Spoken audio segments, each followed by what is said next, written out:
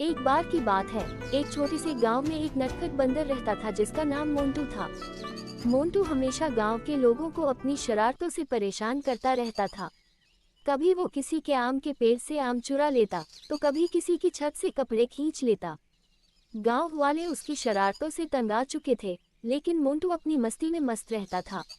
एक दिन गांव में एक नई बच्ची आई जिसका नाम गुड्डी था। गुड्डी बहुत ही प्यारी और समझदार थी, और उसने देखा कि मोंटू क्यों सबको परेशान करता है।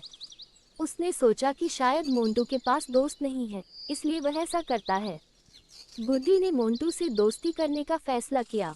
गुड्डी ने मोंटू के लिए ताजे फलों का एक टोकरी तैयार की और उसे देने जंगल में चली गई, जहां मोंटू अक्सर रहता था। जब मोंटू ने देखा कि गुड्डी उसकी तरफ आ रही है, तो उसने सोचा कि यह भी उसे डांटने आई होगी।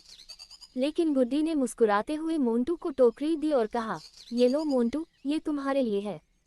अब तुम्हें गांव वालों को परेशान करने की जरूरत नहीं, हम दोनों दोस्त बन सकते हैं। मोंटू को पहले तो विश्वास नहीं हुआ कि कोई उससे दोस्ती करना चाहता है, लेकिन गुड्डी की सच्ची मुस्कान देखकर उसका दिल पिघल गया। उसने गुड्डी से दोस्ती कर ली और वादा किया कि अब वह कोई शरारत नहीं करेगा। गुड्डी और मोंटू अच्छे दोस्त बन गए। अब मोंटू गांव वालों को परेशान करने के बजाय उनके काम में मदद करने लगा। वह कभी किसी की गाय चराने में मदद करता, तो कभी बच्चों के साथ खेलता। धीरे धीरे गांव के लोग भी मोंटू को पसंद करने लगे और सब मिलकर हंसी खुशी रहने लगे।